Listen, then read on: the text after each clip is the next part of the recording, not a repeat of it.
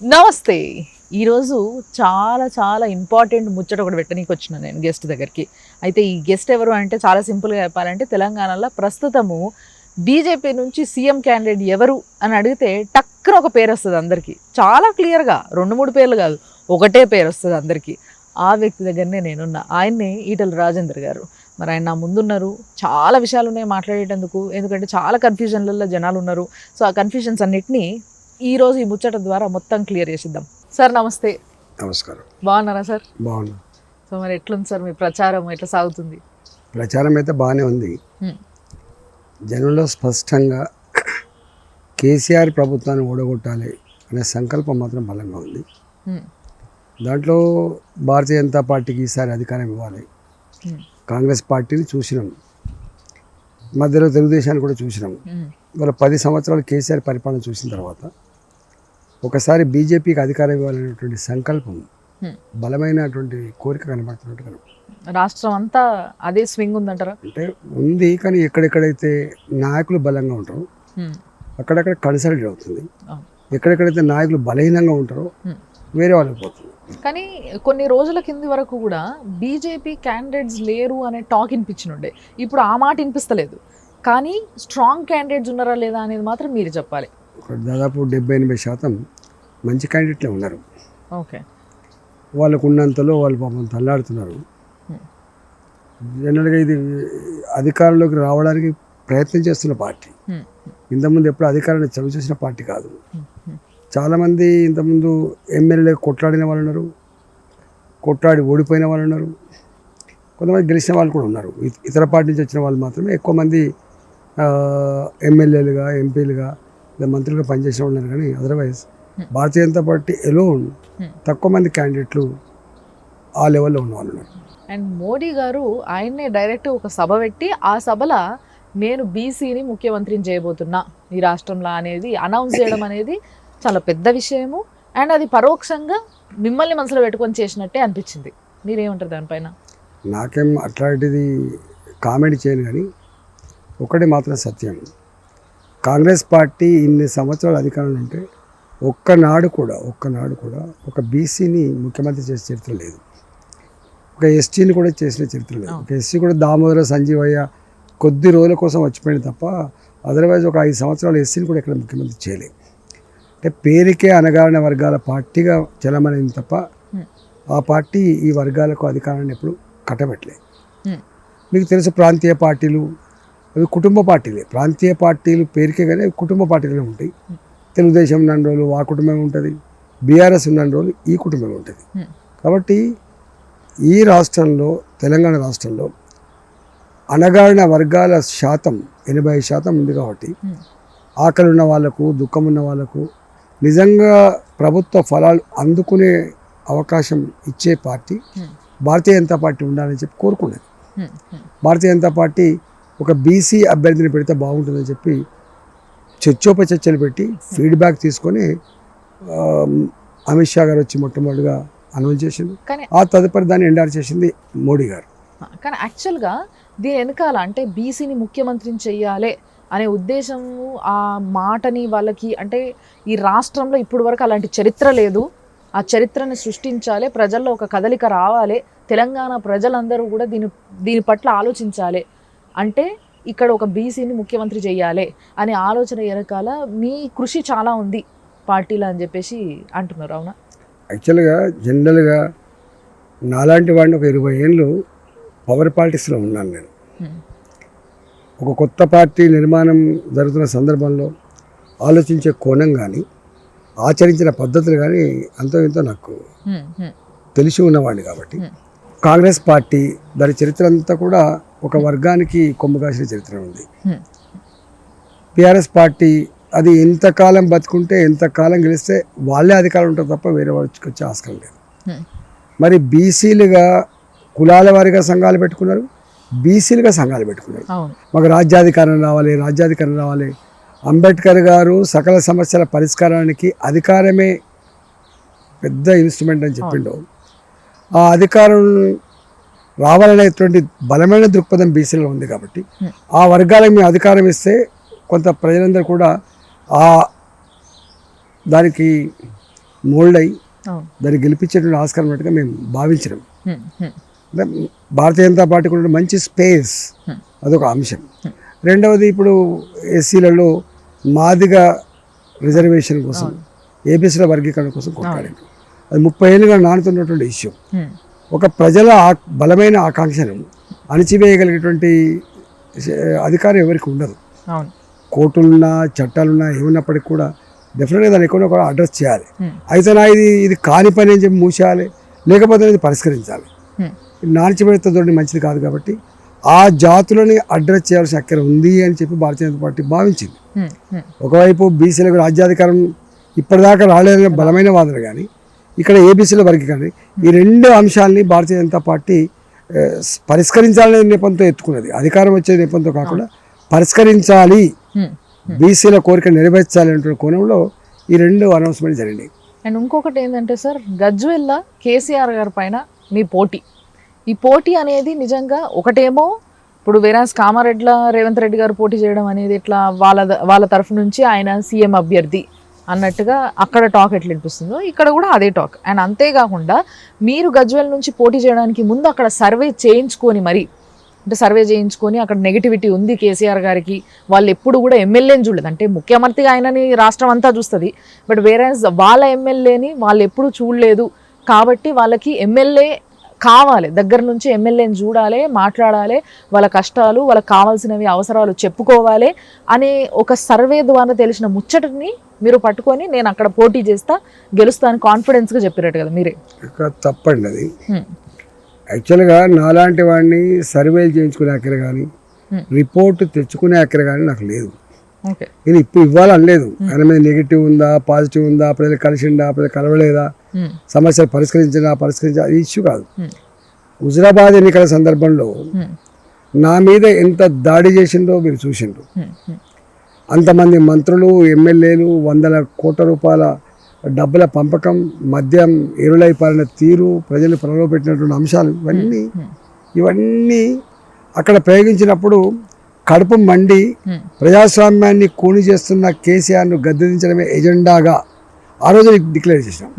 అసలు అక్కడిక్కడ ఎన్నికలు కొట్టాడు కాదు, నిన్ను ఓడగొడితేనే ప్రజాస్వామ్యం బతుకుతుంది, ప్రజలకు మేలు జరుగుతుందని చెప్పి అప్పుడు చేసిన ఛాలెంజ్ మేరకే నేను గజ్వేల్కి వచ్చిన తప్ప, గజ్వేల్లో సర్వే చేయించుకొని ఆయన మీద నెగిటివ్ ఉంది కాబట్టి నేను వస్తున్నా, అవన్నీ తప్పు.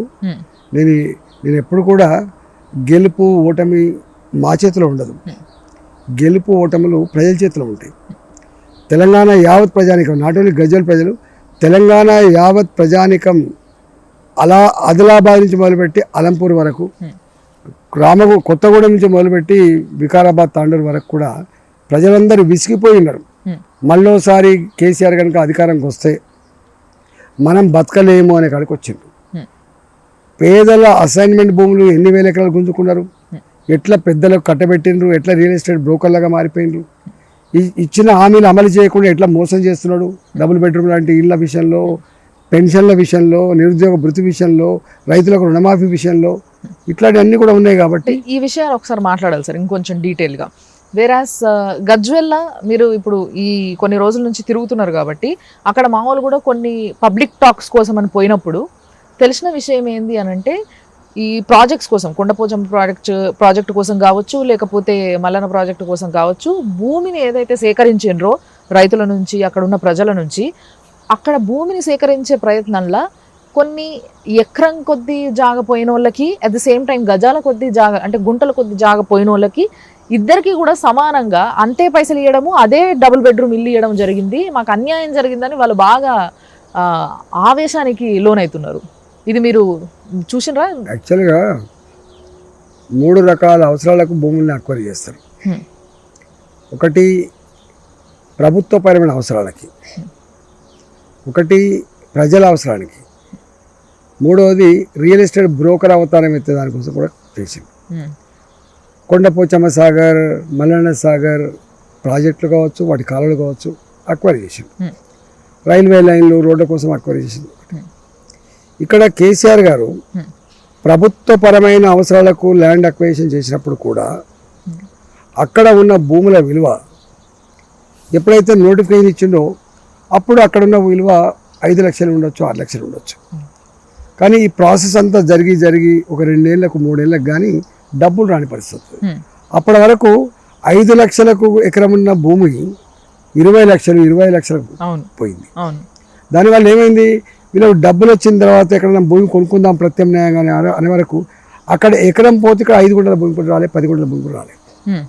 అంటే ఇంప్రాక్టికల్ ఉన్నాడు.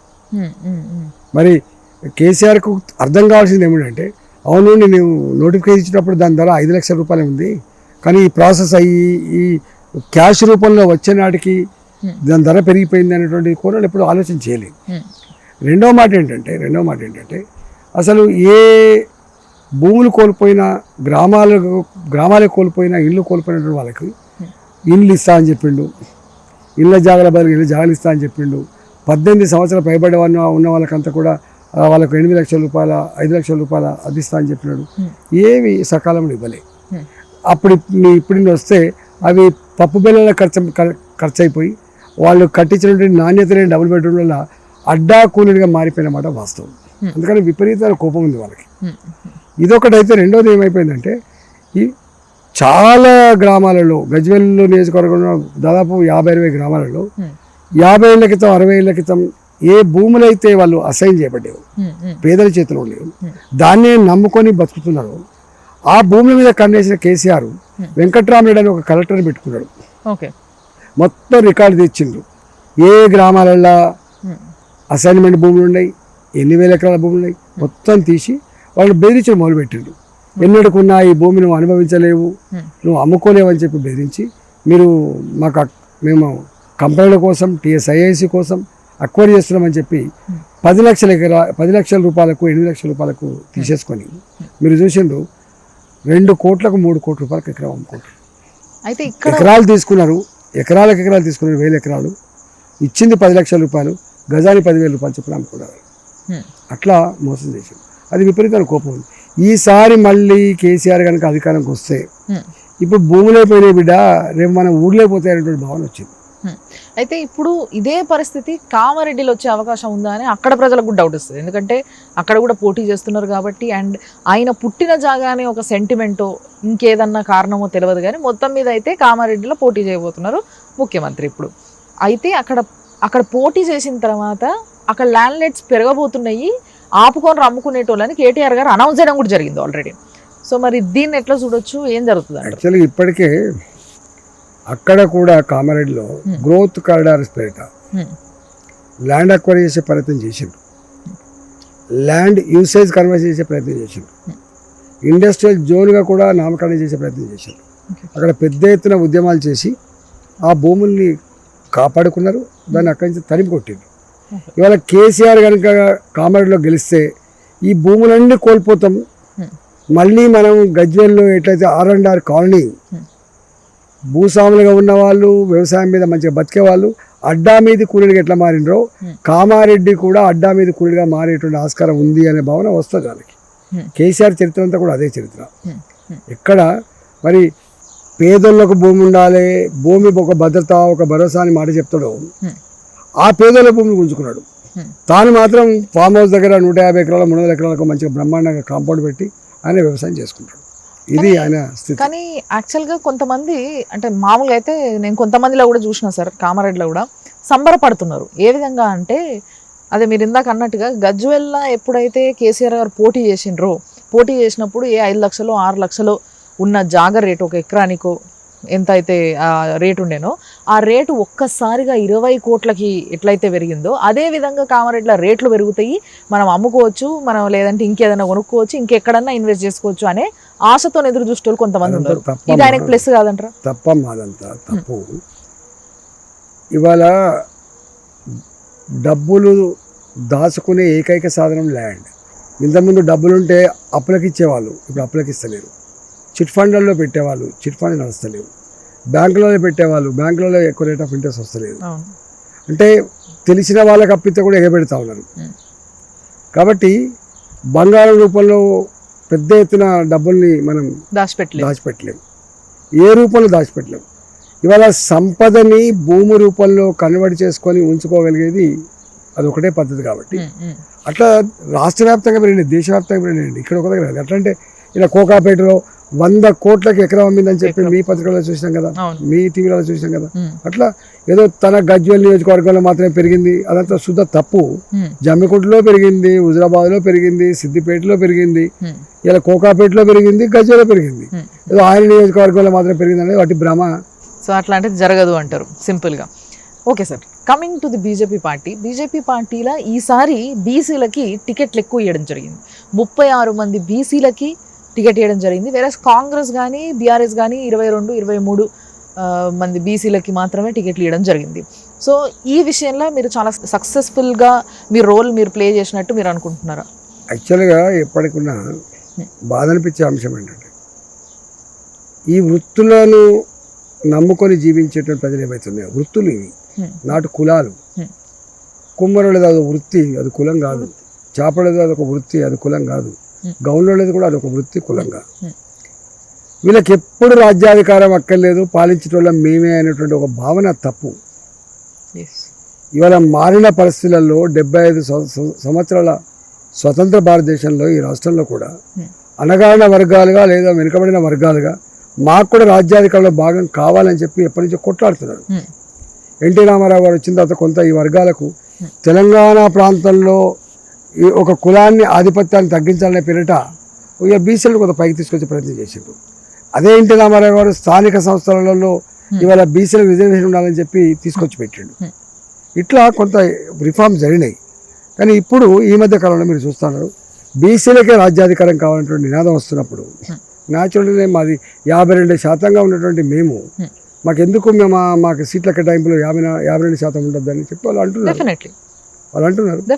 ఇవాళ మీరు చూస్తున్నారు 119 నియోజకవర్గాలని మొత్తం ఎస్సీలకు ఎస్టీలకు రాజ్యాంగబద్ధంగా వాళ్ళకు ఉండే హక్కు 31 సీట్లు పోయినాయి. ఎస్సీలకు 19 సీట్లు, 12 సీట్లు ఎస్టీలకు పోయినాయి.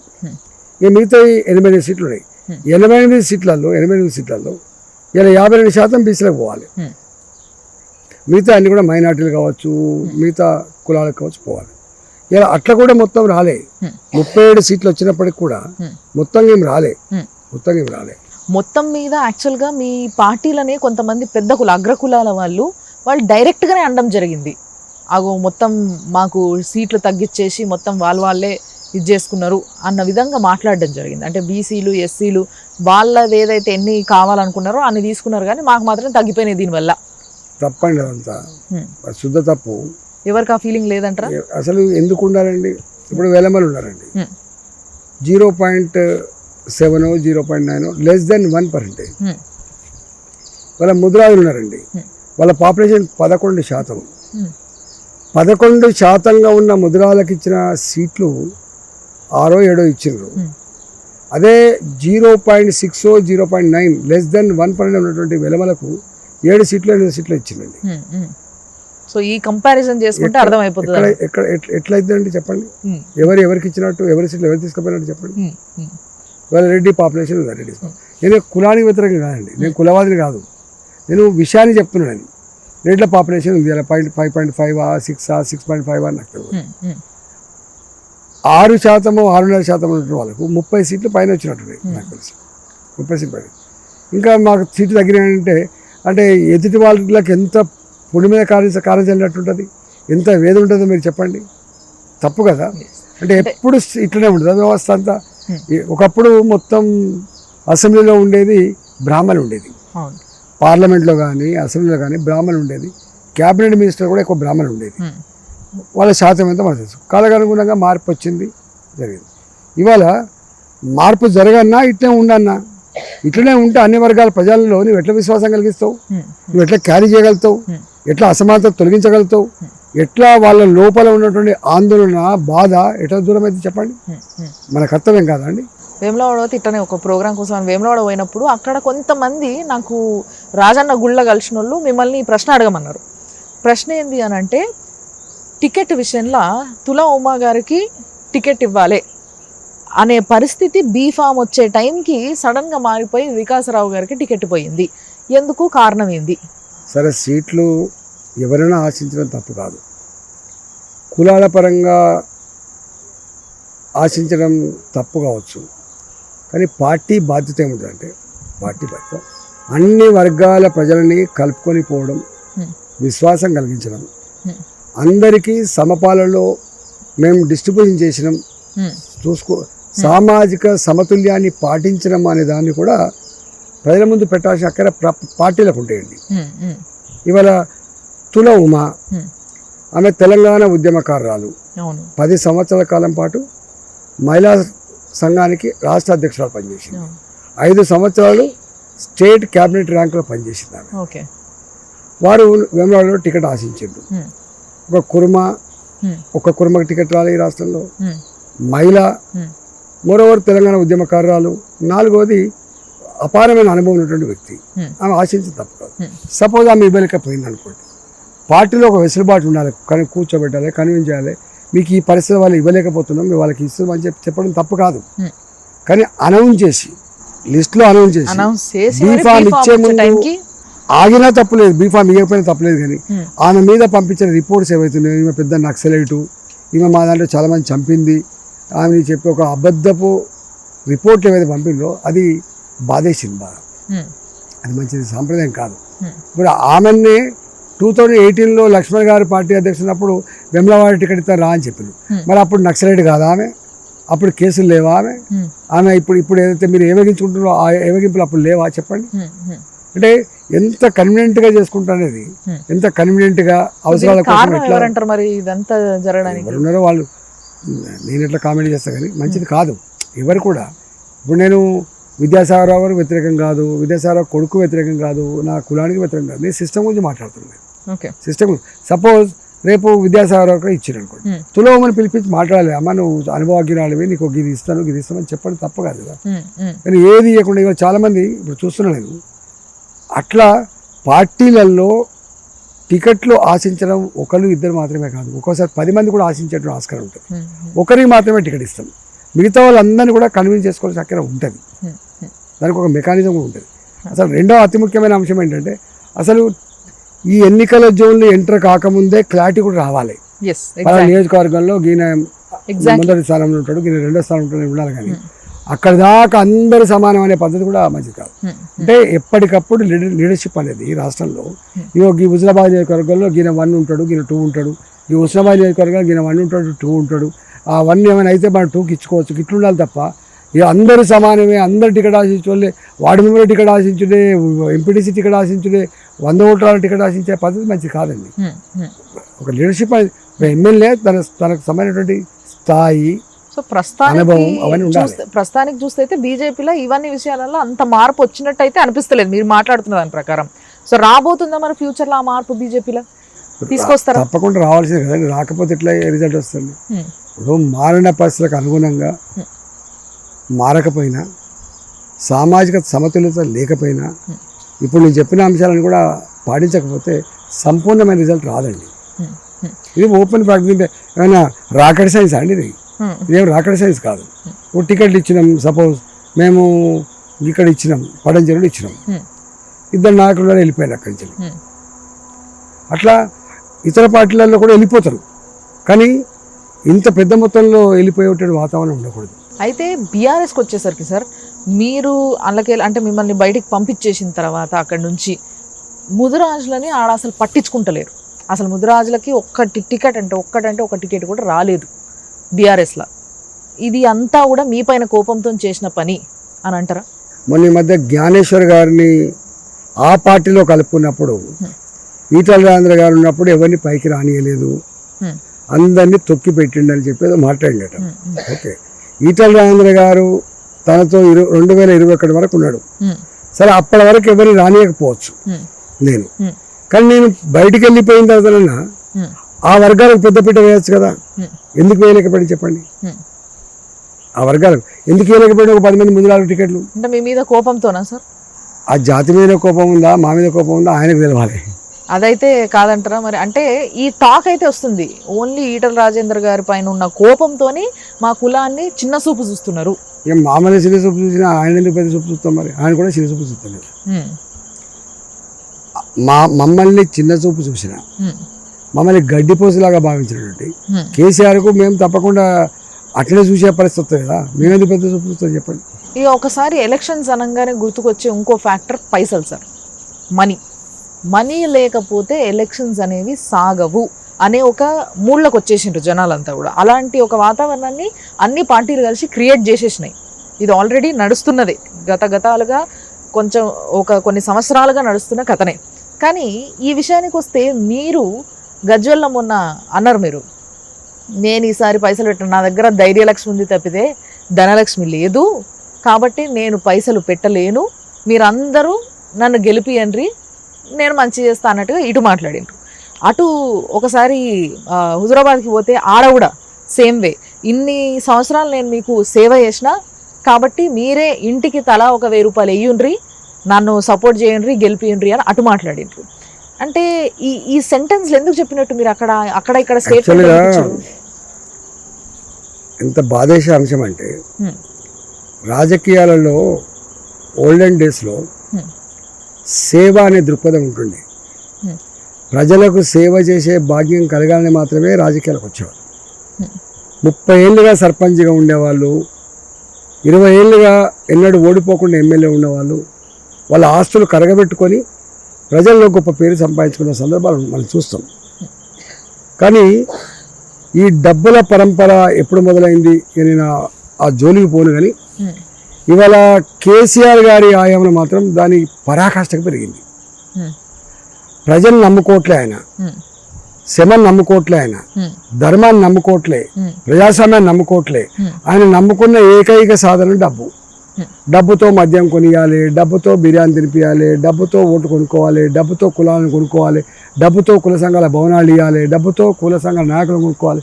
ఇక్కడి సిస్టమ్ అండి అది. పరాకాష్ఠ పేరు అంటే సామాన్యుడు ఎవరు కూడా రాజకీయాల్లో మనడ కొనసాగించలేని స్థితికి తెచ్చిపెట్టిండు. నెంబర్ 1. ఓకే, ఏదైనా పార్టీ టికెట్ ఇవ్వాలంటేనే నీకు డబ్బులున్నాయనే పరిస్థితి తీసుకొచ్చిండు.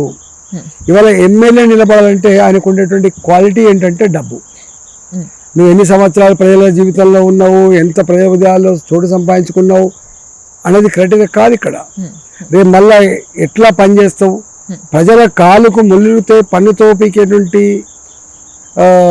కమిట్మెంట్ ఉండాలనేది అనేది ఉందో అది ఇక్కడ కథమైపోయింది. అందుకనే మరి నేను చెప్పిన ఇప్పుడు మళ్ళా నేను కేసీఆర్తో పోటీ చేస్తున్నాను. మళ్ళీ ఇక్కడ డబ్బు తెచ్చి మొన్నటికే అప్పులు తీరలేదు. మేమేం అక్రమంగా సంపాదించుకున్న డబ్బు కాదు, మిగతా చేయి సాపి అడిగినడం కాదు. ఎప్పుడు మేము భూధర్నాలు చేసిన వాళ్ళం కాదు, కాంట్రాక్టులు చేసుకునే వాళ్ళం కాదు, ఉత్తరాలు ఇచ్చి డబ్బులు అడుక్కునే వాళ్ళం కాదు, ట్రాన్స్ఫర్ డబ్బులు తీసుకునే కాదు. మేము శ్రమ చేసినాం, వాళ్ళ ప్రేమను పొందినాం తప్ప మాకు డబ్బుల సంగతి తెలియదు. నేను అందుకని అన్నాను, 20 ఏళ్ళు మీ దగ్గర సేవ చేసినాం. నా ఇంటికి ఏ ఆడబిడ్డ వచ్చినా ఏ వ్యక్తి వచ్చినా కూడా మీకు ఇప్పుడు సాయం కావాలని కోరినప్పుడు రూపాయి సాయంలో 1 పైసా సాయం చేసి ఉండొచ్చు, కానీ ఉత్త చేతితో మాత్రం ఎప్పుడు పంపలే. 20 ఏళ్ళు మీ కాళ్ళకు ముడితే పనితో పీకింత సర్వీస్ చేసిన. ఇవాళ నన్ను కేసీఆర్ ఓడగొట్టాలని చెప్పి ప్రయత్నం చేస్తున్నాడు, డబ్బుతో ఓడగొట్టాలని ప్రయత్నం చేస్తున్నాడు. కాబట్టి అవసరమైతే మీరే నాకు 1000 రూపాయలు చొప్పున ఇవ్వండి, ప్రజాస్వామ్యం నిలబెట్టండి, ధర్మాన్ని నిలబెట్టమని చెప్పుకోరు, తప్పేముందండి. అంతిమంగా ఇట్లాంటి సందర్భంలో కాపాడగలిగే శక్తి, సత్తా ఆ సంపన్నులు కూడా ప్రజలే, గుర్తుపెట్టుకోండి. అందుకని ప్రజల చరిత్ర గజ్వేల్లో కూడా ఏం చెప్పినాను, మరి నన్ను రమ్మని చెప్పిన నేను వచ్చినా నాతో పాటు మీకు కొన్ని సమస్యలు కూడా వస్తాయి, కొన్ని లాభాలు కూడా వస్తాయి. ఇనుము చేయబట్టి సమ్మెడకో దెబ్బ అంటారు తెలంగాణ, ఇనుము చేయబట్టి సమ్మెడకో దెబ్బ అంటారు. నేను వచ్చిన తర్వాత మీరు బెదిరిస్తారు, మీరు కేసులు పెడతా అంటారు, రాజీనామాతో తిరుగుతా మిమ్మల్ని మీ రేషన్ కార్డు రాదంటారు, డబుల్ బెడ్రూమ్ రాదంటారు, రైతు బంధువు రాదంటారు, మీకు పోలీస్ స్టేషన్లో పోతే పనులు కావంటారు, పోలీస్ స్టేషన్లో అక్రమ కేసులు పెట్టి సతాయిస్తూ ఉంటారు. ఇవన్నీ మాతో పాటు మీకు వస్తాయి. కానీ ఒక్కటి మీకు మాత్రం గొప్ప పేరు వచ్చే ఆస్కారం ఉంటుంది. హుజురాబాద్కి వెళ్తే ప్రపంచ లెవెల్లో తెలంగాణ బిడ్డలు ఎక్కడున్నా హుజురాబాద్ అని చెప్పి గర్వపడతారో గజ్వేల్ కూడా రేపు ఆ స్థాయికి వస్తుంది. దాంతోపాటుగా డెఫినెట్గా కుల సంఘాల భవనాలు వస్తాయి, గుళ్ళకు డబ్బులు వస్తాయి, వ్యక్తులకు పైసలు వస్తాయి, ఓటుకు పైసలు వస్తాయి. ఇవన్నీ లాభాలు కూడా వచ్చే ఆస్కారం ఉంది. ఇప్పుడు మీరు మాట్లాడుతున్నది వింటున్నంతసేపు నాకు ఏమనిపిస్తుంది అంటే సార్, యాక్చువల్గా మీరే చెప్తున్నారు ఏమేం జరిగే అవకాశం ఉంది ఒకవేళ మిమ్మల్ని గెలిపించి కేసీఆర్ గారిని ఓడగొడితే హుజురాబాద్ ప్రజలు కానీ గజ్వేల్ ప్రజలు కానీ వాళ్ళు కానీ వీళ్ళు కానీ ఆ పరిస్థితి వస్తే ఏమవుతుంది అనేది మీరు క్లియర్గా చెప్తున్నారు. చాలా ఇదంతా ఆలోచిస్తుంటే ఒకసారి మీరే చెప్పుండ్రి, బీజేపీ అధికారంలోకి వస్తే పర్లేదు, బీజేపీ రాష్ట్రంలో అధికారంలోకి రాకపోతే అక్కడ ప్రజల పరిస్థితి ఇది అని మీరు చెప్పినప్పుడు ఎంతమంది ధైర్యం చేసి మీకు ఓటేస్తారని మీరు అసలు అనుకుంటున్నారు? ప్రజలు చాలా గొప్పలండి. హ్మ్. మీరు గుర్తుపెట్టుకోండి, నాయకుల అవసరం కానీ ప్రభుత్వపరమైన అవసరాలు కానీ కొద్దిమందికి ఉంటాయి. రేషన్ కార్డు వాళ్ళ తాత జాగిరా అండి, వాళ్ళే అంటారు పెన్షన్ నీ ఇంట్లోకి ఇస్తున్నావా, డబుల్ బెడ్రూమ్ నీ అయ్యే జాగిరా, మేము పన్నులు కడితే మా పన్నుల డబ్బుకు నువ్వు కాపలాదారుడు బిడ్డ, నువ్వు ఓనరు కాదు. ఈ ఈ ఈ సంపదకి మేము ఓనర్లం, మేము శాశ్వతం, నువ్వు శాశ్వతం కాదు బిడ్డ. మేము అనేక మంది ముఖ్యమంత్రులు చూసినాం, అనేక ప్రభుత్వాలు చూసినాం, నువ్వెంత నీ లెక్కెంత అనుకుంటారు, గుర్తుపెట్టుకోండి. అందుకని బెదిరిస్తారు తప్ప అది చేసే సత్తా ఎవరికి ఉండదు. ఏబీ పోవు. ఇప్పుడు నా దగ్గర ఓటైతే మీటర్లు వస్తాయి అన్నారు, వచ్చినాయా? గ్యాస్ ధర పెరుగుతుందని చెప్పి వచ్చిందా చెప్పండి? ఆ నియోజకవర్గంలో ప్రజలను ముట్టుకొని చూడు, ఈ సంగతి తెలుస్తుంది. అందుకనే అవన్నీ బెదిరిస్తారు తప్ప చేసే దమ్ము సత్తా వాళ్ళకు లేదు. నెంబర్ 1. నెంబర్ 2 ఏంటంటే అసలు కేసీఆర్ వచ్చే ప్రసక్తి లేదు, రాసిపెట్టుకో. తెలంగాణ రాష్ట్రంలో కేసీఆర్ మళ్ళీ అధికారంకి వచ్చే ఆస్కారం లేదు, రాసిపెట్టుకోండి. గవర్నమెంటే రాదంటారు. కేసీఆర్ గారు గెలవకపోవడం వేరే విషయం, గవర్నమెంట్ రాదంటున్నా. అసలు చాలా దిక్కుల 3వ ప్లేస్ ఉంటుంది, గుర్తుపెట్టుకోండి. కాంగ్రెస్ వర్సెస్ బీజేపీ ఉంటుంది. ఎక్కడెక్కడైతే భారతీయ జనతా పార్టీ నాయకత్వం గొప్పగా ఉండదో అక్కడక్కడ ఎవరు గెలిచే ప్రసక్తి లేదు. ఓకే. సో మరి మేము ఎక్కడన్నా ఆ కాంపిటీషన్ లేకపోతే అలా కాంగ్రెస్ వాళ్ళు బీఆర్ఎస్ వాళ్ళు రావాలి తప్ప అదర్వైజ్ వచ్చే ప్రసక్తి లేదు. 100% ఇవ్వాలన్న పరిస్థితుల్లో బీసీ ముఖ్యమంత్రిగా డిక్లేర్ చేసిన తర్వాత, ఏబిసిడీల వర్గీకరణ డిక్లేర్ చేసిన తర్వాత, మోడీ గారి హవా తర్వాత ఒక్కసారి భారతీయ జనతా పార్టీకి అధికారం ఇద్దామనేటువంటి ఆలోచన చేస్తున్న తర్వాత భారతీయ జనతా పార్టీ మాత్రమే గెలుస్తుంది, భారతీయ జనతా పార్టీ మాత్రమే ప్రభుత్వంలోకి వస్తున్న విశ్వాసం సంపూర్ణంగా ఉంది. అంటే ఇంకొక అవకాశం ఉంది సార్ ఇక్కడ. అంటే మీరు చెప్పినవి అన్ని క్లియర్గా ఉన్నాయి, బట్ ఇంకొక అవకాశం అంటే ప్రజల్లో ఈ ఆలోచన వచ్చే అవకాశం ఉంది అనే ఆలోచనతో నేను అడుగుతున్నా. ఇప్పుడు ఎక్కడైతే ఈ ట్రయాంగిల్ వార్ నడుస్తుందో బీజేపీకి, కాంగ్రెస్కి, బీఆర్ఎస్కి, ముఖ్యంగా సరే గజ్వేలే తీసుకుందాం, నడిచింది అనుకోండి. అలాంటి వార్ నడిచినప్పుడు అరే మనకి అంతో ఇంతో వస్తున్న పథకాలు లేకపోతే ఏవైతే చిన్న సగం వచ్చినాయో ఇంకా నెక్స్ట్ ఇప్పుడు ఆపిర్రు కదా, మళ్ళీ ఎలక్షన్స్ తర్వాత మళ్ళీ ఇస్తామన్నారు కదా, ఈ అన్నిటినీ కూడా కంప్లీట్గా రద్దు చేస్తారేమో ఒకవేళ కొత్త గవర్నమెంట్ సడన్గా మధ్యలో వస్తే అనే ఒక ఆలోచనతోని అటు అది ట్రయాంగిల్ వార్ అవ్వడం అనేది మీకు కాంగ్రెస్కి మైనస్ అయ్యి బీఆర్ఎస్కి ప్లస్ అయ్యే అవకాశం కూడా ఉంటుంది కదా. ఇది ఒక వర్జన్. అసలు మీరు ఒకసారి వెల్ఫేర్ యాక్టివిటీ కొనసాగుతున్నప్పుడు అది ఏ ప్రభుత్వ హయాంలో వచ్చింది, ఏ ముఖ్యమంత్రి చేసింది కాదు, అది మంచిదైనప్పుడు దాన్ని కొనసాగిస్తారు తప్ప దాన్ని ఆపరు. ఫర్ ఎగ్జాంపుల్ ఎన్టీ రామారావు గారు కిలో రూపాయి బియ్యం అని పెట్టిండు, కిలో రూపాయి బియ్యం అని పెట్టిండు. ఆపిందా అండి? చెప్పండి, ఆపగలుగుతారా? 2 రూపాయలకి చేసిరేమో. చంద్రబాబు నాయుడు గారు ఉన్నప్పుడు 75 రూపాయలు పెన్షన్ వచ్చేది, రాజశేఖర్ గారు ఉన్నప్పుడు 200 దాకా పెంచారు. ఇవాళ అది మెల్లమెల్లగా 2000 రూపాయలు అయింది. రేపు ఇంకో గవర్నమెంట్ ఆపుతుందండి? చెప్పండి. ఎప్పుడు కూడా ప్రజల వెల్ఫేర్ కోసం తీసుకున్న నిర్ణయాలు ఏవైతున్నాయో అది ఏ పార్టీ అయినా, ఏ ప్రభుత్వమైనా, ఏ ముఖ్యమంత్రి అయినా మళ్ళీ ఆగే ఆస్కారం లేదు. కానీ ఆగుతాయి. ఏవి ఆగుతాయి? ఏదైనా దుర్మార్గంగా ఉన్నప్పుడు, ప్రజాకోణం మర్చినప్పుడు, సోషల్ యాంగిల్ మర్చిపోయినప్పుడు రేరుగా ఉండేదంటే సమీక్ష చేస్తారు కావచ్చు, కానీ రద్దు చేసే ప్రసక్తి లేదు. ఏవి రద్దు చేసే ప్రసక్తి ఉంది. ఇవన్నీ ఉన్న తర్వాత సింపుల్ ఒక ప్రశ్న అడగాలనిపిస్తుంది సార్ నాకు. అంటే పైసలా పెట్టే ఉద్దేశం లేదంటున్నారు, అండ్ మీరు చాలా సింపుల్గా చెప్తున్నారు ఏంటంటే బీఆర్ఎస్ గవర్నమెంట్ రాదు, పోటీ నడిస్తే కాంగ్రెస్కి బీజేపీకి నడుస్తుంది అని చాలా కాన్ఫిడెంట్గా చెప్తున్నారు. అయినప్పటికీ కేసీఆర్ గారి మీద గజ్వేల్లో మీరు పోటీ చేస్తున్నారు, అంటే డైరెక్ట్గా ఇప్పుడున్న సీఎం మీద మీరు పోటీ చేస్తున్నారు. అంటే దీని వెనుక ఏదన్నా వ్యూహం ఉండాలి. ఇవేవి కాకపోతే వ్యూహాలు, రాజకీయంలో వ్యూహం అనేది కామన్. సో మీ వ్యూహం ఏంటి? ఇప్పుడున్న పరిస్థితులలో ప్రజలందరూ కూడా కేసీఆర్ ఓడిపోవాలని చెప్పి కోరుకుంటారు, ఓడగొట్టాలని కూడా కోరుకుంటారు. అన్నప్పుడు నాలాంటి వాడిని దాన్ని నాయకత్వం వేస్తున్నారు. ఈటల రాజేంద్ర అయితే అనుభవం ఉన్నోడు, ఎన్నడూ ఓడిపోనోడు, ప్రజలకు కనెక్ట్ అయినోడు. కాబట్టి రాజేంద్ర వచ్చిండు, ఓడగొడతాం అంటారు. వాళ్ళు దొరకాలి కదా, మోకా దొరకాలి, మనిషి దొరకాలి, అవి మ్యాచ్ కావాలి. ఇవన్నీ మ్యాచ్ అయ్యాయి కాబట్టి ఓడగొడతా అంటారు. అండ్ ఇంకొకటి ఏంటంటే సార్, హుజూరాబాద్లో ఈటల రాజేందర్ గారు గెలిచే అవకాశం కొంచెం తక్కువ ఉంది కాబట్టి గజ్వేల్లో పోటీ చేయడం జరుగుతుంది అనేది కూడా ఒక క్వశ్చన్. నేను ఒక మాట చెప్పానండి,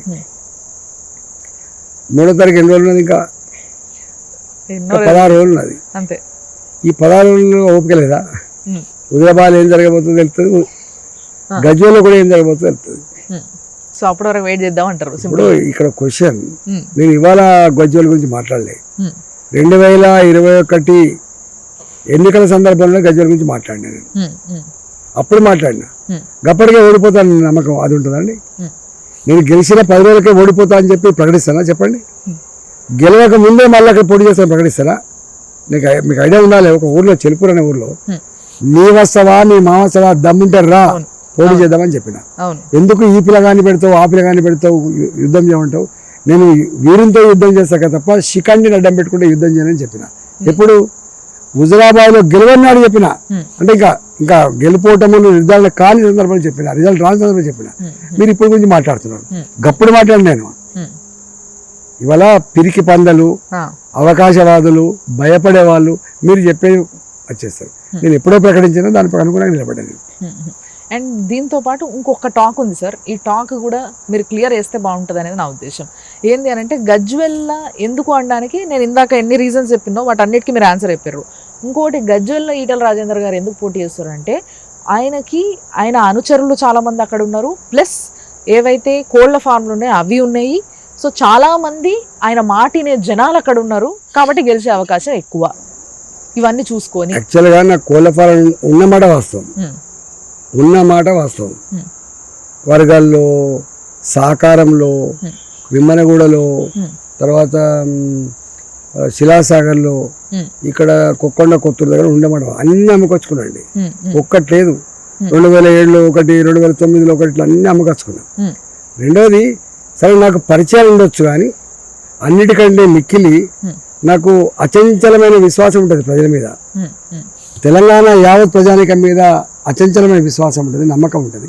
అందులో గజ్వేల్ ప్రజల మీద మరింత విశ్వాసం ఉంది. ఓకే. అండ్ మీ పైన ఏదైతే ఆరోపణ చేసి మిమ్మల్ని పార్టీల నుంచి బయటికి పంపించేసిండ్రో దానిపైన కేసు ఇంకా నడుస్తుందా? ఇంకా ఎందుకు ఎటువంటి కేసులు లేవండి, కేసులు లేవు, పాలు లేవు. దాన్ని సీజ్ చేసి పెట్టిండు. డిస్ప్యూటెడ్ ప్రాపర్టీ కింద పెట్టి నడవకుండా చేసి నా ఆర్థిక మూలాల మీద దెబ్బ కొడితే ఎప్పుడైనా లొంగిపోయి పోతాను అనుకుంటాడు. కానీ ఈటల అన్నాడు లొంగుతాడండి, ఈటల అన్నాడు కొట్టాడతాడు. ప్రేమకు లొంగుతాడు ఈటల, దబాయింపులకు లొంగడు ఈటల, అణచివేతకు లొంగడు ఈటల, ఏటికి ఎదురీదేటి క్యారెక్టర్ ఉన్నాడు ఈటల, గుర్తుపెట్టుకో. ఆయన లెక్కేంది. సో ఈ లెక్కన ఇవన్నీ ఆలోచిస్తే కేసీఆర్ గారు ఇప్పుడు మీకు భయపడుతున్నారా? భయం ఉందా? అవుతుందా ఈసారి? భయపడుతుండో వాడిని అడగండి, నన్ను ఎందుకు అడుగుతారండి? అంతే అంటారు సింపుల్గా. సో మరి కమింగ్ టు కాంగ్రెస్ సార్, ఒక్కసారి అంటే ఇంతసేపు మనము బీఆర్ఎస్ యాంగిల్లో ఈ యాంగిల్లో మాట్లాడినాం కదా. కాంగ్రెస్ అనేది ఈసారి గట్టి పోటీ అన్న విషయము ఇప్పుడు ఇందాక మీ మాటల్లో కూడా అర్థమైంది అది. సో కాంగ్రెస్ని ఎదుర్కోవడానికి మీ వ్యూహం ఏంది అండ్ వాళ్ళ మేనిఫెస్టో పైన మీ ఉద్దేశం ఏంది? కాంగ్రెస్ పార్టీ గురించి ప్రజలకు సంపూర్ణమైన అవగాహన ఉంది. కొత్త పార్టీ కాదు. మాటలు ఏం చెప్తుంది, పరిపాలన ఎట్లుంటుంది, పార్టీ ఎట్లుంటుంది, పార్టీలో కొట్లాడి ఎట్లుంటాయి, అవన్నీ మనం చూస్తూనే ఉన్నాం కదా. గ్రౌండ్ మీద కొట్లాడే వాళ్ళు ఎవరు, టికెట్ తెచ్చుకునే వాళ్ళు ఎవరు, ఆశించే వాళ్ళు ఎవరు, దండకపడ్డలు ఇవన్నీ ఉన్నాయండి. 45 సంవత్సరాలు కాంగ్రెస్ పార్టీకి పట్టం కట్టింది ఈ ప్రాంతం. ఇవన్నీ ఎమర్జెన్సీ తర్వాత కూడా దేశమంతా జనతా పార్టీకి వెళ్తే ఇక్కడ కాంగ్రెస్ పార్టీకి పట్టం కట్టింది ప్రజలు. కానీ ఉరగబెట్టింది ఏం లేదు. 2014లో టీఆర్ఎస్ పార్టీ వచ్చింది. ఉన్న ఎమ్మెల్యేలు అందరూ కుళ్ళు అంటే గంపగుత్తకు పోయి టీఆర్ఎస్ చేయలేదు. అప్పుడు నేను అక్కడే ఉన్నా, గంపగుత్త పోయింది. 2018 ఎన్నికల్లో 19 మంది శాసనసభ్యులు గెలిపిస్తే ప్రతిపక్ష పాత్ర పోషించండి, ప్రజల పక్షం నిలబడమని చెప్తే వాళ్ళు మొత్తం పార్టీని మెర్జ్ చేసి పడేసారు. టీఆర్ఎస్లో 12 మంది శాసనసభ్యులు మా పార్టీ రద్దు చేసుకున్నాం, ఇక మేము ఈ పార్టీలో మెర్జ్ అవుతున్నాం అని చెప్పి ప్రకటించారు. గప్పుడే చచ్చిపోయింది కాంగ్రెస్ పార్టీ. అయినా ఇవాళ ఎందుకు కాంగ్రెస్ పార్టీ కూడా ఇవాళ ప్రజలు మద్దతు పలకడానికి ప్రయత్నం చేస్తుందంటే కాంగ్రెస్ పార్టీ అక్కడ ఇక్కడ నాయకులు ఉన్నారు, ఇంకా నాయకత్వం ఉంది. బీఆర్ఎస్ పార్టీని ఓడగొట్టాలనుకున్నప్పుడు బీజేపీ ఎక్కడెక్కడైతే గట్టి లీడర్లు లేరో అక్కడక్కడ కాంగ్రెస్ పార్టీ కూడా కొంత అనుకూలత ఉన్నమాట వాస్తవం. అంతే తప్ప కాంగ్రెస్ పార్టీ గొప్ప పార్టీ, కాంగ్రెస్ పార్టీ ఉరగబెడుతుంది ఇట్లా ఇవాళ బీఆర్ఎస్ పార్టీ అధికారంకి వచ్చినా కాంగ్రెస్ పార్టీ అధికారం వచ్చినా ఇప్పుడున్న స్థితిలో ఈ రాష్ట్రాన్ని గొప్పగా ముందుకు తీసుకుపోయేటువంటి ఆస్కారం లేదు. ఇవాళ 100% కేంద్ర ప్రభుత్వ అండదండలు కానీ నరేంద్ర మోడీ గారి యొక్క ఆశీస్సులు ఉంటేనే ఇప్పుడున్నటువంటి అప్పుల ఊపిలో కూరుకుపోయిన రాష్ట్రాన్ని ఇవాళ అనేక హామీలు ఇచ్చి హామీలను సకాలంలో అమలు చేయకుండా ప్రజలను వంచిస్తున్నటువంటి దాని నుంచి బయటపడాలంటే ఇవాళ మనం కర్ణాటక ఉంది. కర్ణాటక అనేక హామీలు ఇచ్చి ఇవాళ అధికారంకి వచ్చింది. అది అమలు చేయడం చాలా కష్టమవుతుంది. ఇవాళ అనేక రకాల కుమ్ములాటలు, అనేక రకాల ఇబ్బందులు మనం చూస్తూ ఉన్నాం. అంటే మూడు నెలలకే ఇవాళ ఒక రకమైనటువంటి స్తబ్దత ఏర్పడ్డప్పుడు ఇక్కడ కాంగ్రెస్ పార్టీ ఏ హామీలు అయితే ఇచ్చిందో హామీలు అమలు చేసేంత ఆర్థిక పరిపుష్టి ఇక్కడ లేదు కాబట్టి ఇవి అమలు కావాలనే భావన కూడా ఉంది. కాబట్టి రాష్ట్రం సుభిక్షంగా ఉండాలన్నా, ఉన్న పథకాలు కొనసాగించాలన్నా, అప్పుల ఊపి నుంచి బయటపడాలన్నా, డబుల్ బెడ్రూమ్ లాంటి పథకాలు అమలు జరగాలన్నా భారతీయ జనతా పార్టీ వస్తేనే సాధ్యమైంది అనేటువంటి కన్క్లూజన్కి ప్రజలు వచ్చారు. మీరు మాట్లాడిన దాని ప్రకారం ఆలోచించి అడిగితే సార్, కాంగ్రెస్ పార్టీ ఏదైతే ఇప్పుడు టాక్ నడుస్తుందో ఒకటి జనాల్లో, కాంగ్రెస్ పార్టీలో పోటీ చేస్తున్న ఒక 10 మంది లిస్టు తీస్తే ఆ 10 మంది ఎవరనేది నాకు తెలియదు. ఆ 10 మంది లిస్టు తీస్తే ఆ 10 మందికి కేసీఆర్ ఫండింగ్ చేస్తుండు. రేపు ఎన్నికలు అయిపోయిన తర్వాత కొంచెం అటు ఇటు హంగ్ ఏమన్నా వస్తే వాళ్ళంతా కూడా ఇటు బీఆర్ఎస్కి జంప్ అవ్వడానికి రెడీగా ఉన్నారు. ఈ మాట ముచ్చటంతా జరిగిపోయింది అనే టాక్ నిజం అంటారా? అయితే 2018 ఎన్నికలప్పుడు కూడా కేసీఆర్ గారు కొంతమంది ఫండ్ ఇచ్చినటువంటి టాక్ ఉంది. అందులో నా హుజరాబాద్లో కూడా కాంగ్రెస్ పార్టీ డబ్బులు ఇచ్చినమాట వాస్తవం, దాంట్లో అనుమానం లేదు. ఆ తదుపరి కొంతమంది డైరెక్ట్ తీసేసుకున్నాడు. ఎట్లా తీసుకున్నాడో మరి, ఎన్నికల ముందైనా అండర్స్టాండింగ్ ఉండేనా, డబ్బులు ఇచ్చిందా ఏందో నాకు తెలియదు. ఇప్పుడున్న టాక్ ఏంటంటే వాళ్ళ సామాజిక వర్గానికో లేకపోతే వాళ్ళకు బాగా టచెస్ ఉన్న వాళ్ళ కోసం కొంతమంది ఫండింగ్ చేస్తున్నట్టు చర్చ ఉంది. కానీ ప్రజలు అట్లాంటి సందర్భంలో కేసీఆర్ను గద్దెదించాలని కోరుకున్న ప్రజలు, కేసీఆర్ని మళ్ళీ అధికారం రావద్దని కోరుకునేటువంటి ప్రజలు కేసీఆర్ ఓటేరు, కేసీఆర్ డబ్బులు పంపుతున్నటువంటి నాయకులు కూడా ఓటేరు. అండ్ ఇంకొక మాట సార్ ఏంది అంటే, తెలంగాణ రాష్ట్రానికి ఒక అన్యాయం ఏంది అని అంటే, కేంద్రం నుంచి 1,00,000 కోట్ల రూపాయలు రావాల్సినవి ఉన్నాయి. అవి వాళ్ళు బాకీ ఉండడం వల్లనే అన్ని పథకాలు అన్ని ఏ విధంగా అమలు చేయాలో ఆ విధంగా అమలు చేయలేకపోతున్నాం అని అంటున్నారు. నేను ఆర్థిక మంత్రిగా పనిచేసిన అంటే వాటికనే చెట్ల కింద మాట్లాడుకోవద్దు. దేనికైనా ఒక అర్థం పర్థం ఉంటుంది. కేంద్రం నుంచి వెళ్ళి రాష్ట్రాలకు వచ్చేటి ఒక 4 రకాల నిధులు వస్తాయండి. ఒకటి ట్యాక్స్ డెవల్యూషన్, మనం కట్టిన పన్నులు రాష్ట్రాలకు పంచుతాయి 47%. అదొక పద్ధతి, దాన్ని ట్యాక్స్ డెవల్యూషన్ అంటారు. రెండవ రకమైనది ఏంటంటే సిఎస్ఎస్, సెంట్రల్లీ స్పాన్సర్డ్ స్కీమ్స్ ఉంటాయి. అవి రాష్ట్ర ప్రభుత్వ వాటా ఉంటుంది, దాంట్లో కేంద్ర ప్రభుత్వ వాటా ఉంటుంది. ఫర్ ఎగ్జాంపుల్ ఈ మధ్య కాలంలో మోడీ గారు వచ్చిన తర్వాత 42% ట్యాక్స్ డెవల్యూషన్ పెంచిన తర్వాత 60% కేంద్ర నిధులు, 40% రాష్ట్ర నిధులు అని పెట్టింది అనేక స్కీములు. అట్లా అలకేట్ చేయబడి డబ్బులే వస్తాయి. వట్టిగా పుక్కలకు దీనికి పైసలు ఇస్తారు, దానికి పైసలు ఇస్తారు రావు. మూడవది ఏమొస్తుందంటే అప్పు. ఆ అప్పు కూడా రాష్ట్రాలు ఎట్ల పడితే అట్లా అప్పు తీసుకునేటువంటి ఆస్కారం లేదు. ఎఫ్ఆర్బిఎం రుణాలని ఉంటాయి. నీ జిఎస్డిపి ప్రొడక్షన్లో 25% లోపు రుణాలు తీసుకునే వెసులుబాటు ఉంటుంది. జిఎస్డిపిలో రాష్ట్రంలో ఉత్పత్తి అయినటువంటి మొత్తం సంపదలో 25% లోపు మించకుండా రుణాలు తీసుకోవాలి. అదొక రుణం వస్తుంది. నాలుగోది ఏముంటుంది అంటే, ఈ లోకల్ బాడీస్, గ్రామ పంచాయతీలు, మండల పరిషత్తులు, జిల్లా పరిషత్తులు, ఈ మున్సిపాలిటీలు, కార్పొరేషన్లు ఏమవుతుందో వాళ్ళకి పర్ క్యాపిటా ఇన్కమ్ అని ఇస్తున్నట్టు. ఒక్కొక్క మనిషికి ఇంత కేంద్ర ప్రభుత్వం ఇస్తుంది, ఇంత రాష్ట్ర ప్రభుత్వం యాడ్ చేస్తుంది. 4వ రకం. 5వ రకం నిధులు ఏముంటాయంటే, ఎప్పుడన్నా ఎమర్జెన్సీ నిధులు ఉంటాయి. ఏమైనా విపత్తు జరిగినప్పుడు, ఏదైనా ఫైర్ యాక్సిడెంట్ అయ్యి బాగా నష్టపోయింది, లేకపోతే ఫ్లడ్స్ వచ్చి బాగా నష్టపోయింది, లేకపోతే ఇంకోటి వచ్చి నష్టపోయింది, అలాంటప్పుడు ఆదుకునేటువంటి కొంత నిధి పెట్టుకుంటారు.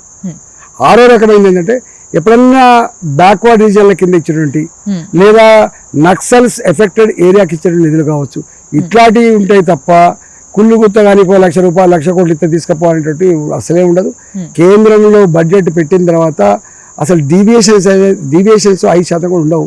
రాష్ట్రంలో కేసీఆర్ తాత జాగీర్ లాగా పెట్టింది 50,000 కోట్లు, ఖర్చు పెట్టింది 10,000 కోట్లు, పెట్టింది 50,000 కోట్లు, 55,000 కోట్లు ఖర్చు పెట్టి ఇట్లాంటి సిస్టమ్ ఉండదండి.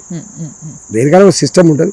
సిస్టమ్ స్పాయిల్ చేసింది, సిస్టమ్ లాగా నడవకుండా చేసింది కేసీఆర్. గుర్తుపెట్టుకో.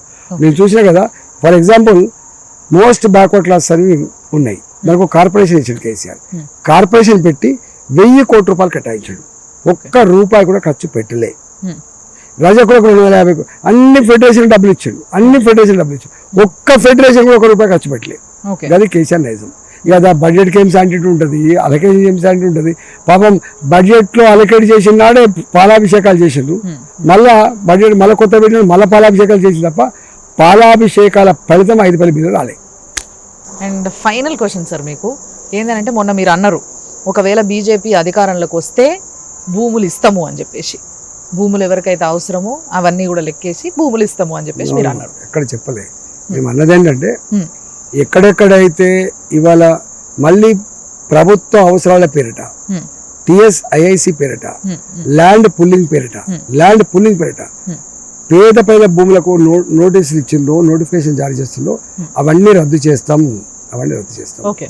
నెంబర్ టూ ఏ కాస్తు కాలం అయితే తీసేసి నిజమైన ఓనర్లను నిద్ర పట్టకుండా చేసిందో, భూమికి దూరం చేసిందో, వాళ్ళకి మోసం చేసిందో అలాంటివన్నీ కూడా సమీక్ష చేస్తామని చెప్పి. మూడవది ధరలలో ఏ లోపాలు అయితే దొరికినాయో ఆ లోపాలను కూడా సరిచేస్తామని చెప్పినాం. ఇది మేము చెప్పింది. నాలుగోది ఏం చెప్పినాం, అసైన్మెంట్ భూములు ఏవైతే తీసుకున్నారో అలకడి చేసిన దాన్ని ఇప్పుడు ఏం చేయలేవు. వాళ్ళకి అలకడి చేస్తే వాడు ఇల్లు కట్టుకుని, అలకడి చేస్తే వాళ్ళు ఫ్యాక్టరీలు పెట్టుకుని అట్లాంటి ఏం చేయం. కానీ ఇవాళ మళ్ళీ కొత్తగా ల్యాండ్ పుల్లింగ్ పేరిట కావచ్చు, ఇండస్ట్రియల్ జోన్స్ పేరిట కావచ్చు, ఇంకో రూపాయల పేరిట కావచ్చు, అవన్నీ రద్దు చేస్తాం. అవసరాల మేరకు వాళ్ళకి ఏమైనా అవసరం ఉంటే ప్రాక్టికల్గా అక్కడ ఎంత ధర ఉందో అట్లా కొనుక్కోవాలి. కానీ ఆడ కొనుక్కుంటే 4 కోట్ల రూపాయలు ఉంటుంది, నువ్వు 20 లక్షలు కొనుక్తా 30 లక్షలు నువ్వెవడు అసలు మధ్య బ్రోకర్ వాడు. సో మరి ఇప్పుడు వరకు కూడా బీజేపీ తన మేనిఫెస్టోని అయితే కంప్లీట్గా లాంచ్ చేయలేదు సార్. ఒక లెక్క ప్రకారం అందరు లాంచ్ చేసినట్టుగా అయితే ఒక మేనిఫెస్టో లేదు. ఫ్రీగా ఉచిత విద్య, వైద్యం అనే మాటలు అయితే వినిపిస్తున్నాయి కానీ మేనిఫెస్టో గురించి ఎప్పుడు మాట్లాడలేదు. మేనిఫెస్టో ప్రకటిస్తాం. సో తొందరలోనే అవుతుంది. అనేక సార్లు ఒక్కోసారి మేనిఫెస్టోలో చెప్పినవి అమలు కాకపోవచ్చు, మేనిఫెస్టోలో పెట్టని కూడా అమలు అయ్యేటువంటి ఆస్కారం ఉంటుంది. నేను ఆల్రెడీ కొన్ని చెప్పొస్తున్నా. ఏమి ఇవ్వబోతుంది భారతీయ జనతా పార్టీ రేపు అధికారంకి వస్తే అని కొన్ని విషయాలు చెప్పొస్తున్నాను. కాబట్టి భారతీయ జనతా పార్టీ కొత్త పార్టీ కాదు. భారతీయ జనతా పార్టీ అనేక రాష్ట్రాల్లో అధికారం నడుపుతున్న పార్టీ. గుజరాత్ లాంటి రాష్ట్రంలో 30 సంవత్సరాల పైబడి అధికారం చెలాయిస్తున్న పార్టీ. కేంద్రంలో నరేంద్ర మోడీ గారి నాయకత్వంలో అతి సుస్థిరమైన ప్రభుత్వాన్ని అందిస్తున్న పార్టీ. కాబట్టి భారతీయ జనతా పార్టీ మీద సంపూర్ణమైన విశ్వాసం ఉంటుంది. ఏం చేస్తామనేది తప్పకుండా మేము కొన్ని చెప్తా ఉన్న ప్రజాక్షేత్రంలో మన నమ్మకం ఉంది, మనకి విశ్వాసం ఉంది. రేపు కొన్ని మేనిఫెస్టో రూపంలో వస్తాయి. జస్ట్ ఇందాకనే ఒక వార్తని అప్లోడ్ చేయడం జరిగింది. గతంలో నన్ను బాధ పెట్టారు, మళ్ళీ అలా జరగకుండా చూసుకుంటా అని కేసీఆర్ గారు అన్నారు. చాలా బాగా చెప్పిండు ఆయన. నా హుజరాబాద్ గడ్డ మీదకి వచ్చి ఆయనను కొడుకులాగా వర్ణించుకున్నాడు. అనేక మంది మీద కేసులు పెట్టి అనేక కులాలని వర్గాలని అవమానపరిచి అనేక వ్యక్తుల మీద దాడి చేసి కొట్టి అనేక మందిని హింసించినోడు, ప్రజా కంటకుడు, హుజరాబాద్లో ప్రజా కంటకుడు తన కొడుకైందట. అంటే వాస్తవంగా ఏ గూటి పక్షి ఆ గూటికే చేరుతున్నట్టుగా కేసీఆర్ గది అలవాటు ఉన్నట్టున్నాయి. ఆయన వారసత్వం అక్కడ కొనసాగిస్తున్నట్టుంది. అందుకనే హుజరాబాద్ ప్రజలు ఈ ఇసుక దోపిడీ, ఈ మట్టి దోపిడీ, ఈ దౌర్జన్యాలు, ఈ కేసులు, ఈ దుర్మార్గాలు, ఈ బెదిరింపులు పోవాలంటే అక్కడ బొంద పెట్టవలసింది కేసీఆర్ పార్టీని. వెరీ సింపుల్, ఇట్లా చెప్తారు. ఇక పాప ఆయనేమో బాధపడ్డారంటే మీరేమో ఇట్లా ఎంత ఖరాఖండగా చెప్తారు సార్. అంత మనసిరిగిపోయిందా? అంటే ఆయన ఇప్పుడు చెప్తున్న పద్ధతి కూడా గట్టినే ఉంది కదా. హుజరాబాద్ ప్రజలు అడగండి ఏం చేస్తుండ్రు వాళ్ళు. నా కడువ కప్పుంటేనే ఇసుక ట్రాక్టర్ నడుతుంది, నాకు ఓటు ఎత్తనే పెన్షన్ ఉంటుంది, నీ అబ్బాయి జాగిరా. ఎవరు నువ్వు అసలు? నువ్వెవరు అసలు? ఆఫ్టర్ ఆల్ చెప్పొచ్చు అట్లా చేసింది ఎప్పుడన్నా?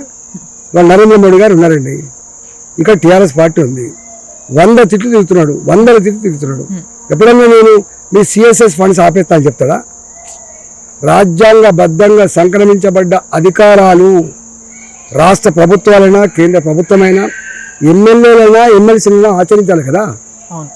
నువ్వు ఎందుకోసం వచ్చినావు? ప్రజలు వేధిస్తానని చెప్పి వచ్చినావా? ప్రజల మీద దౌర్జన్యం చేస్తానని వచ్చినావా?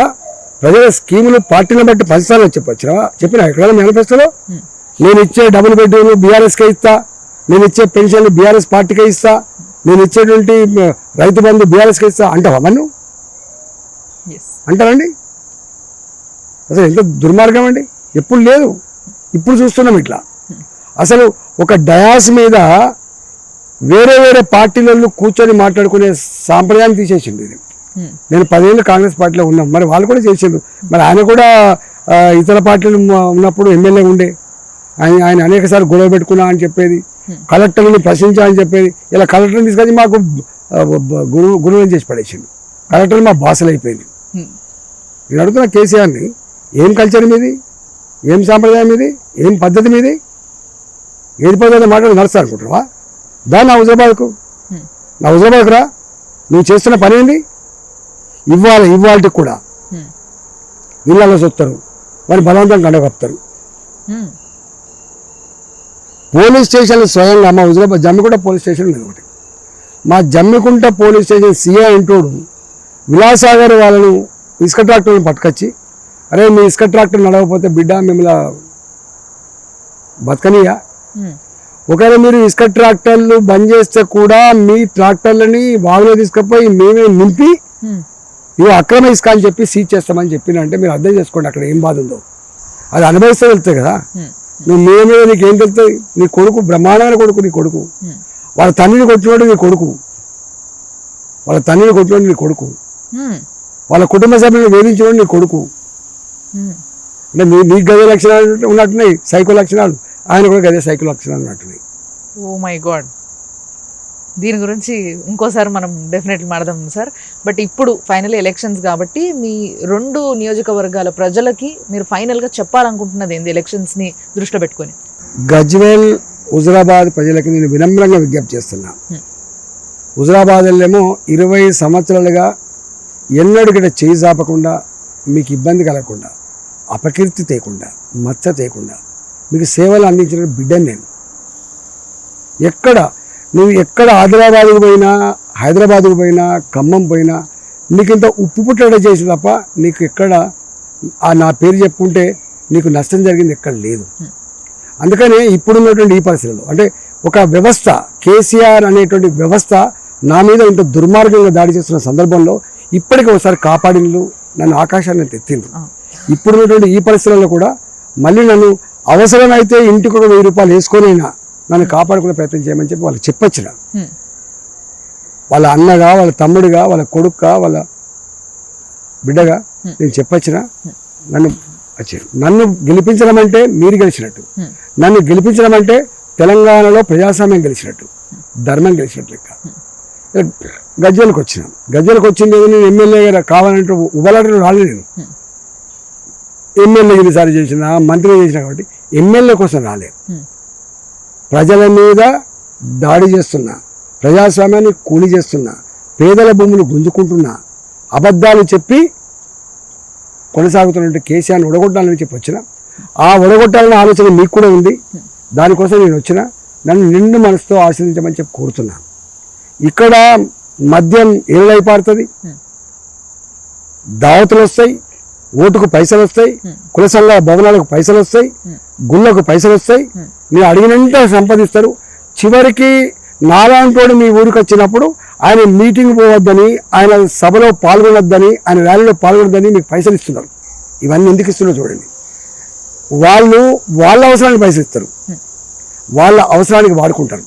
కానీ నేను మీ అవసరానికి పిలిస్తే పలికే బిడ్డను, కో అంటే కో అనే బిడ్డను.